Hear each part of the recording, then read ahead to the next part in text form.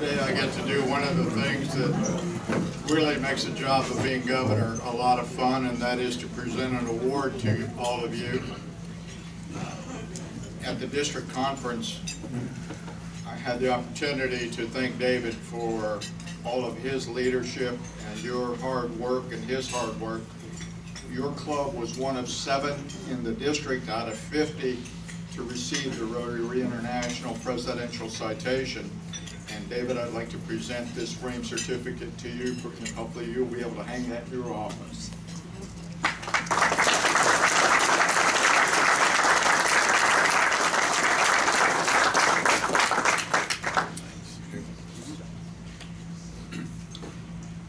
It's those of you who were at the district conference know I feel this way, but no really good club or outstanding club can achieve what it does without a really good or outstanding leader. And I had some handmade coasters made by a Rotarian Episcopal, Wayne Honeycutt.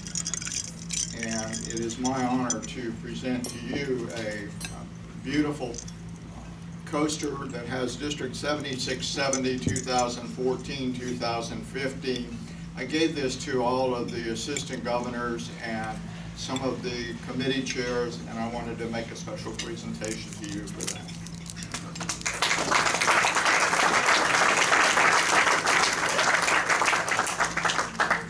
Well, we're glad you're here, Gary, because we wanted to turn around and give you some things too. They're not exactly for you, but you can be the recipient. A lot of the awards that we've done were based on a lot of different things, and some of them were hitting some marks that we strive to hit, and the board had decided that we were going to hit those marks one way or another, and even if we had to pump in some money. So.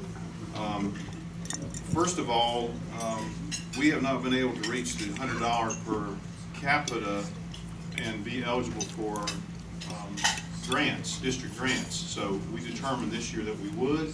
The board said they would make up any difference, but I'm happy to say that we raised $14,575, and the board did not have to kick in anything.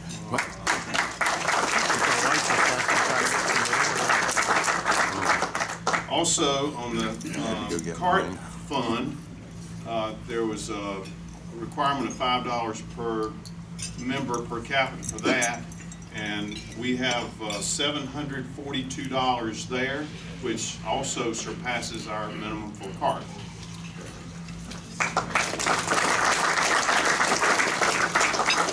And finally, Polio Plus, and we did not have we had a small Polio Plus Purple Pinky project, but that was not enough to get the minimum, but the board had said that they would make it up to the minimum. So that's something that we've already talked about, having some projects specifically for Polio Plus next year. So the board and the club has a total of $3,000 for Polio Plus.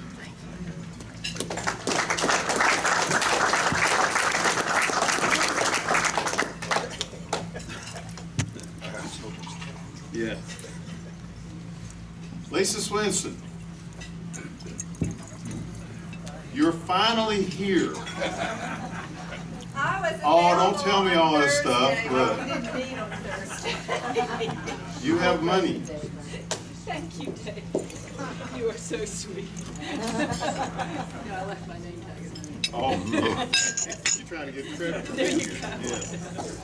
Lisa won, she pulled the Joker about a month or so ago, and we haven't seen her give her the money, so I wasn't giving that money up until she showed up. So Lisa gets the money for Joker. We're down to about 7 cards here, so I hope you can still buy tickets right up till the end. Let's see, Frank. All right, thank you.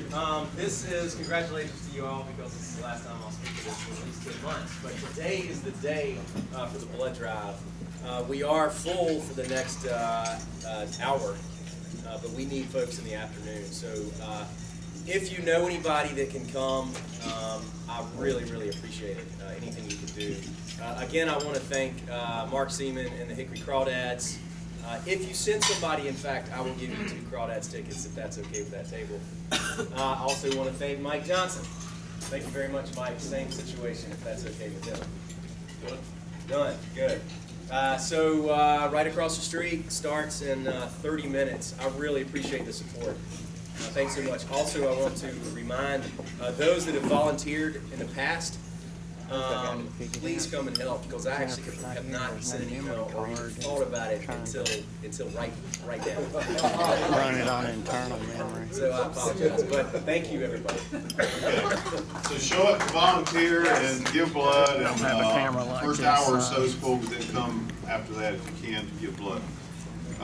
Wanted to pass along this card. Thank you, Rotary Club. This is from New Hope for Kids that we gave some money to help with some computer stuff, I believe. Is that right? Supplies for the crafts and that sort of thing. So it's signed by all the kids. So I'll have that up here for you to see. Hey, President David. Yes. I also want to say what a jolly good fellow our district governor actually saw me walking around with this and has agreed to give. Hey.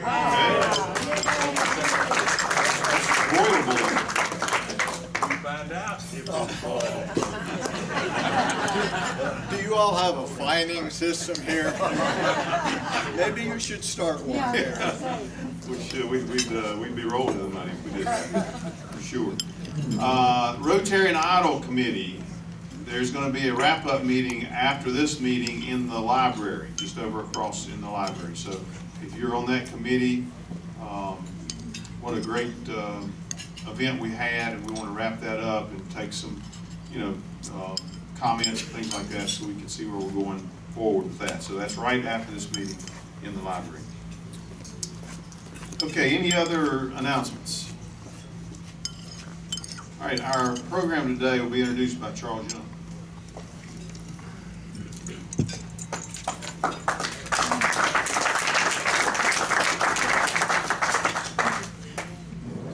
That's better than I expected. Neil, I'm glad the search is over. I knew you had some really good people and you were laboring over it, but you got a good man as far as I'm concerned. Ryan, I'll do what I can to help you. Today's program is one that I'm extremely proud of.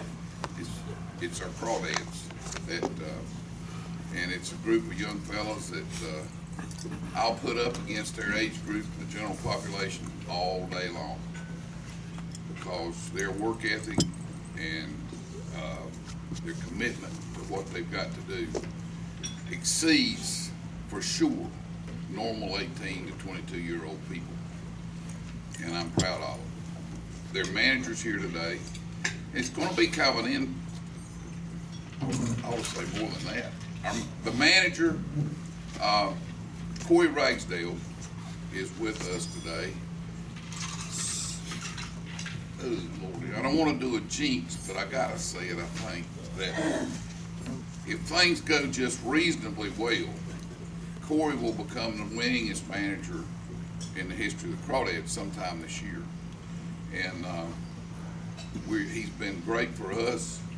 I think that he's got a real future in baseball, and that's shared with people that know a lot more about baseball than I do. We also have our general manager here today, Mark Seaman, and we have the best business staff at the Crawdads that we've ever had in 23 years, and it's because of Mark. He won't agree with that, but it's true. I go to some of their planning meetings when I can get up that early, and it's well planned. It's not too long, it's not too short, and people enjoy working for him. I talked to a guy yesterday that maybe wanted to be an usher, Mark, and he said, I've just watched the people that work here, and they seem happy. I thought that was kind of interesting. I said, yeah, they are. So our program today are 4 players our manager, Andrew Cox, our communications man, and you're gonna have opportunity to ask them questions.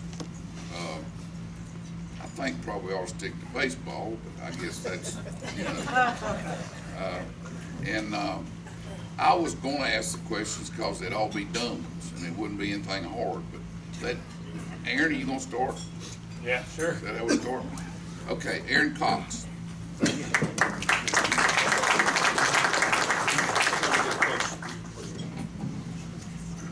All right, we're going to start with Aaron. Aaron's going to introduce himself, and all the guys will introduce themselves, give their ages, where they are from, and how they got in the Rangers organization. Just thought it'd be an opportunity.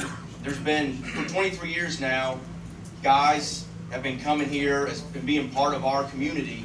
And you see them on the field making plays that I know myself, I'm sure a lot of us wish we could all make.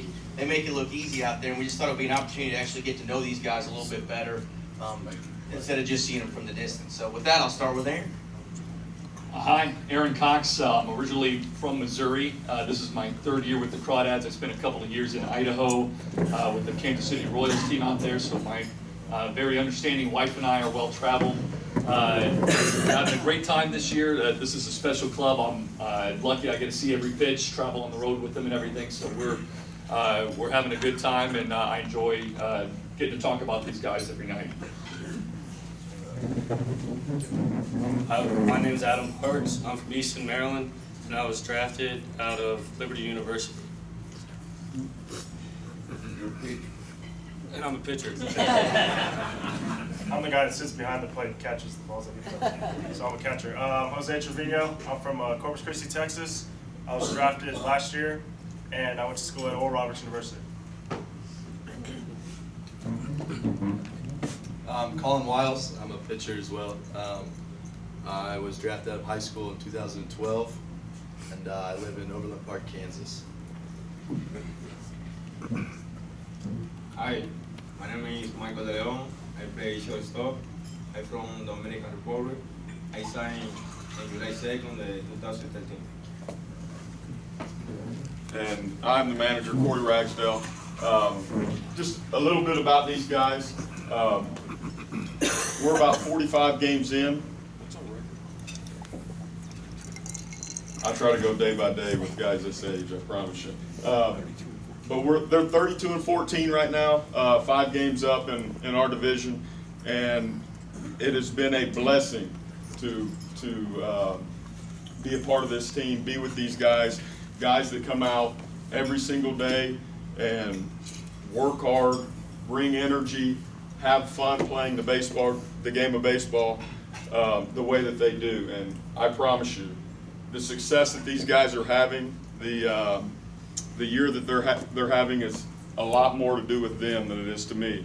So as Charles mentioned about the winning and all that stuff, the last 3 years, Hickory's been blessed to have some guys that were very good, some very good teams come through here, and I was just blessed to be a part of it. So with that said, you want to start the questions? And if anybody has any questions at any time, feel free to pop up. A lot of times people, you don't get to know these guys on a personal level, but a lot of these guys on our rare off days, which are quite rare, we get about 5 of them throughout the season, but a lot of these guys are big outdoors people. They like to take advantage of all the things that Hickory has to offer, hiking and camping, and a lot of these guys that do some hunting. I think Corey's a common sight, practicing his bow out in the outfield. That's before everybody else gets to the park, but he's pretty good at it. So I think a lot of people always ask, what do these guys like to do in the city of Hickory? Do they enjoy being here on their off days? So if you guys have anything to say, what do you guys like to do on your off days in the city? What about the city do you like? You gonna say that? Oh, yeah. Stand up. We went to a couple of guys. We got together, went to Charles' place. We went fishing on Lake Hickory, right? Yeah, we were just hanging out by the water for a while. We were there for a couple hours, just relaxing, day game. We caught we caught a bass. Luke caught a bass, one bass. It's a big deal. It's a good catch for everybody. So Better baseball players than pitchers. yeah, for sure. Does anybody have any questions, anything you wanted to ask? Yeah. Oh, I thought you were raising your hand. No, bumping. Yes, I ma'am. have one. Well, I've always wondered when you're here and during the season, where do you live? Are you provided housing? Do you share like one room in a hotel? I know that's not true. I was kidding. But you know, how does that work? This is my first year, but yeah, it's actually you're a couple years in. But as my first year went, we got out here a couple days earlier, about 4 or 5 days, and they say, hey, okay, there's just some apartments around the area.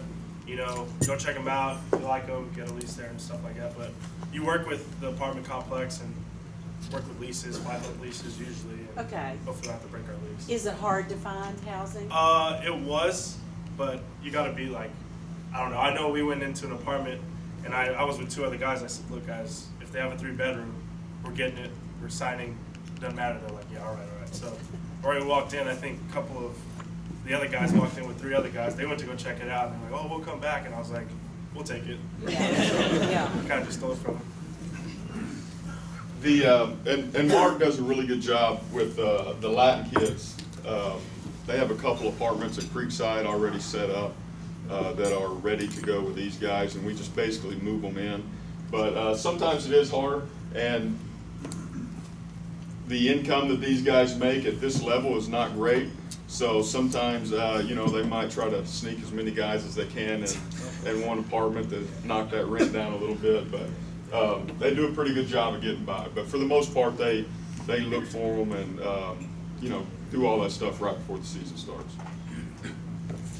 Did anybody else have a question? Yes, sir. About how much running do you guys do on game days versus off days? What's your workout compared to game day, off day? Pick it up, buddy. What's your workout like off day than compared to game day? Well, off days are usually completely off days, and then on game days, like tonight, 7 o'clock game, we'll probably stretch at 3 or 3:30, and then from there on till after the game, half hour after the game, hour after the game is how long we're there. What kind of stuff do you do to get ready before you, if you're pitching, or I mean, you're relieving, what do you stuff do you get ready? I'm a relief pitcher, so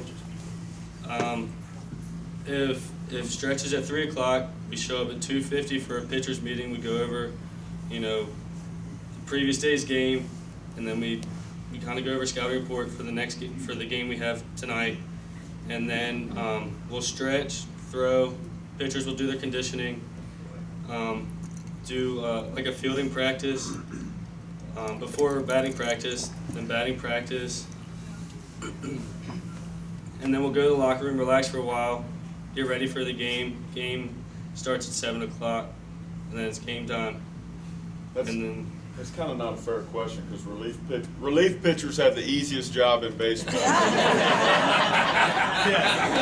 They literally work for about 15 minutes a day unless they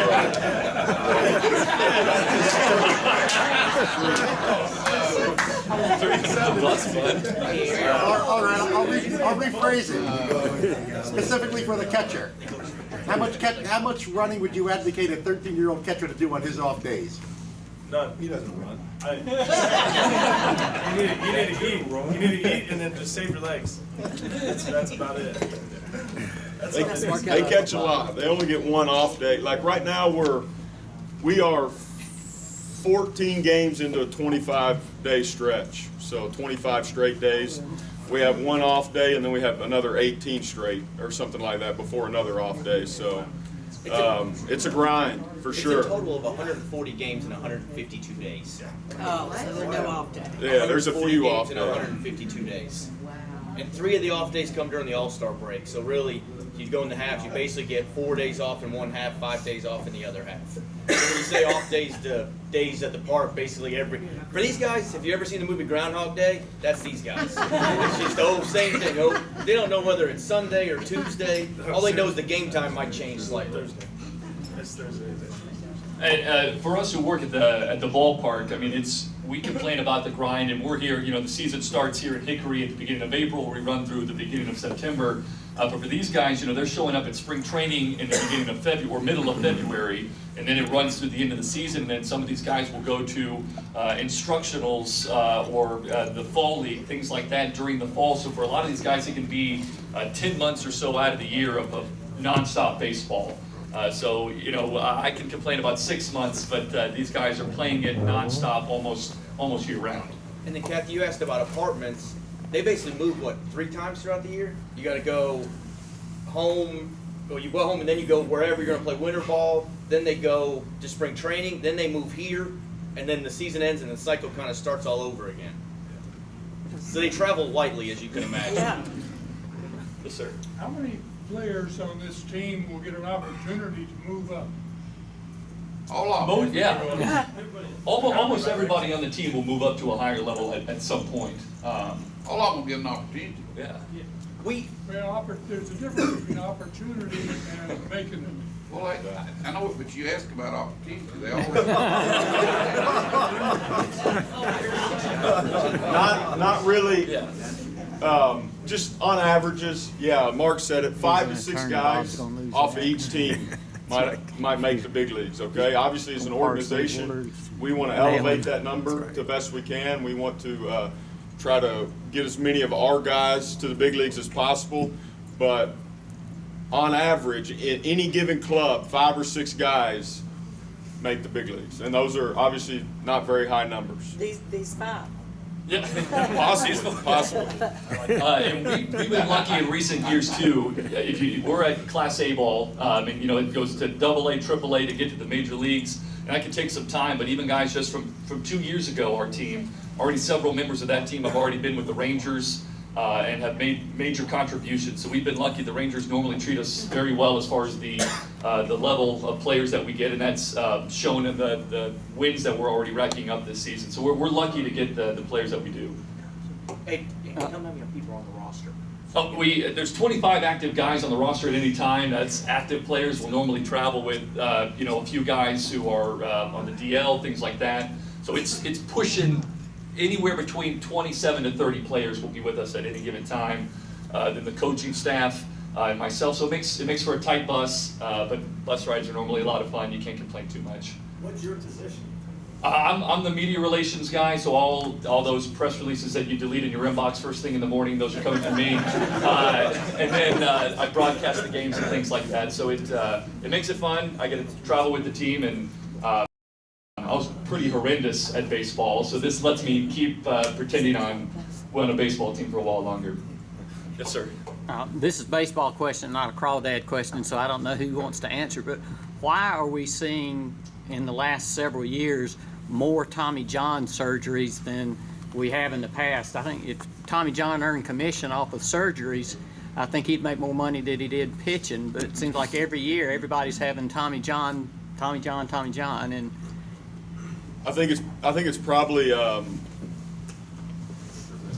couple things. It's first off, it's kind of like if you remember a few years ago, everybody had oblique injuries. Well, 15, 20 years ago, nobody even knew what an oblique was, you know. And it seems like Tommy John surgery is the thing now that we're kind of going through. But I think it's probably a product of guys getting bigger, faster, and stronger nowadays than they were in the past. Guys throw harder now. It's more on their arms. It's a more workload.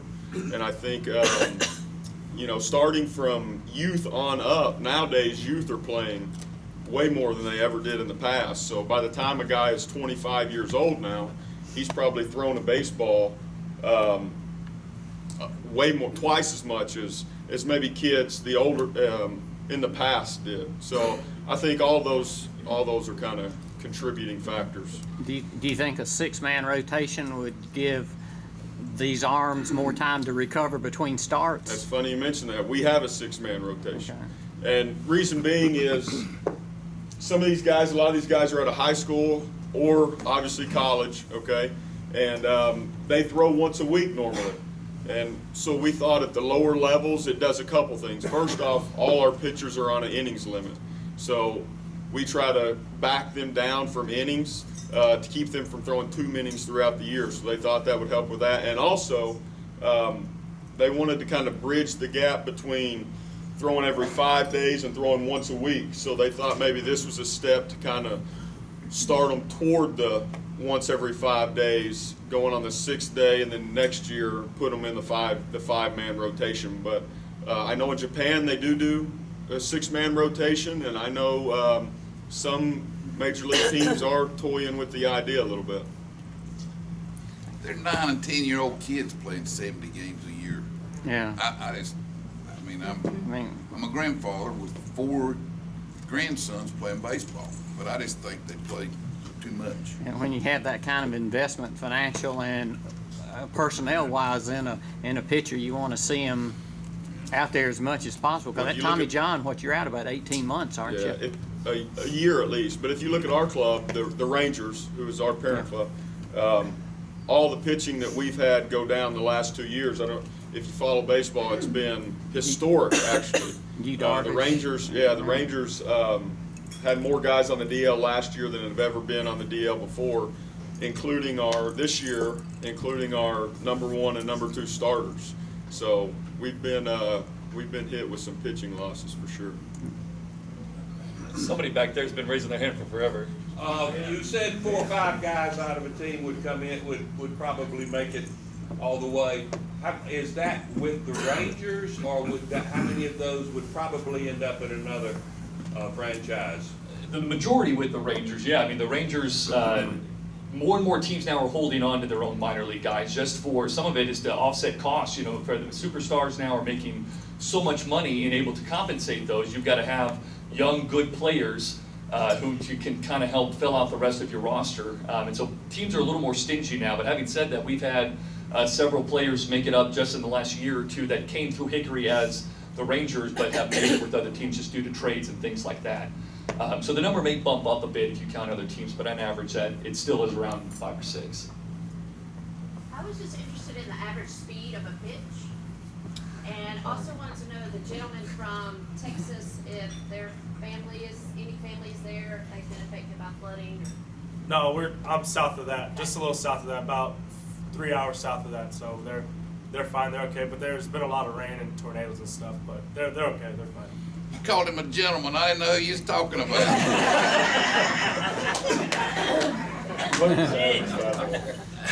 88 to 92. What's the average speed? An average fastball now, you know, in the low 90s. 92. Yeah, 92 or so. You know, we'll range, and it depends sometimes. You know, we have some guys that you'll throw a little bit relatively slower, 90 or 91, but their pitch will move a little bit more. Then you have the guys who we've got a couple of guys who have been out of our bullpen this year who've thrown 98, 99. It might be a little bit straighter, but it's also, you know, whizzing by you in half a second. So that plays a lot on it. Yes, sir. I'd love to know the player's perspective on the fact that they play a game every day, but it's also work as well. And how do they manage that so that they play their best all the time? Well, we do. Personally, I think it's the best job in the world. Like you said, we get to play a game every day. But a lot of it, after games, you have guys do active recovery, whether that's through ice, whether that's through stem, active recovery like that, and then getting a good night's sleep and taking care of your body through nutrition and stuff like that, so you come ready to play every day. For the people who play every day. It's fun. Like, part of this level is these guys learning what allows them, what is going to allow them to be better each day, to what do they need to do with the rest and recovery, how important the food they put in their body really is when you're trying to go out and perform over such a long stretch. To be honest, they don't really know. They've never even thought about that in the past, because maybe it wasn't that important when they played 3 days a week. Well, now they play 7 days a week, and if you're not careful, if you don't get your rest, if you don't eat healthy, you're not going to be as productive day in and day out. And that's something across the majors, and especially with the Rangers this year at the minor league levels, are doubling down on nutrition. That's the big thing right now. So making sure that the players have access to healthy food before the game, that the post-game food is all very healthy and they have plenty of it. Obviously, you burn through a lot of calories, so that's a big one right now, where the major league teams are starting to really focus at the minor league level to get these guys used to eating the proper way, right from the very bottom, moving on up. Yes, sir. At the minor league level, are you starting to look at speed of the next pitch? Are you timing out 20 seconds to get the next pitch? The batters have to be ready within 20 seconds? Oh, Double A and Triple A, they have the clocks in place, and they are seeing kind of how that's going to work out and all that stuff, to the pace of play stuff. One of the things our guys do is they have to leave 1 foot in the box now unless they swing or the pitch moves their feet, just to kind of try to keep the game going. I think in the major leagues with in the box and all that stuff, I think they said this year games have been down about 8 minutes, from in the past on average. We tend to have pretty quick games this year, knock on wood, just because our pitching has been so good. We lead. Hey, easy. I was leading into you pitching well. Our pitching staff leads the league by a large margin in ERA and things like that this year. So that's kind of been a good force for us this year. Keep doing it. You know what? We keep playing 2.5 hours, so it's working. So it helps when you have a dominant pitching staff like we've had this year. Like David said, except for the Christian concert night. Yes, except for that. We played 17 innings. One more question, we got to close it up. One more. I'll ask one. What do the Rangers do besides payroll for you? The Rangers pay the payroll, but then... The Rangers supply the players, the managers, everything along those lines. The team itself is responsible for travel, bus, hotel. The Rangers come with the bats and balls as a split cost. At this level, we pay 25% of bats and balls, which our part of that last year was $9,000. So, and then, our travel budget, hotels was a bit of over $50,000 last year, and our bus transportation was around $50,000, about $60,000 in bus transportation. So for the most part, they supply players, we do travel, and we split on balls and bats. Well, good luck. You're closing in on that first half title, so get you in the playoffs, so keep it up. Once you got past They that actually West have the Virginia second drop. best, or they're tied for the second best record in minor league baseball. Great. Wow. Overall.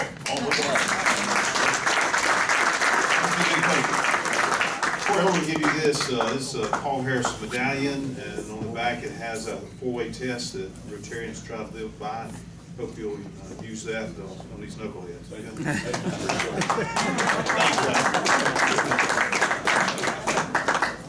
All right, Dean. Thanks to Jeff, Bill, and Floyd for making up with us. We've got 10 cards left, no jokers. $99 today. We've got a total of $3,378 in the pot.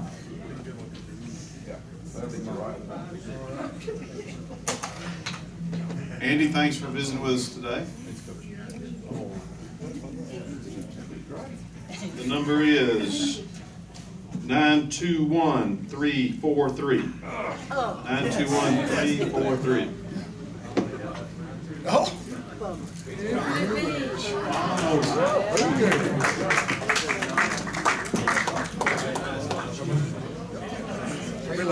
We donate all the wins to Appalachia. There you go.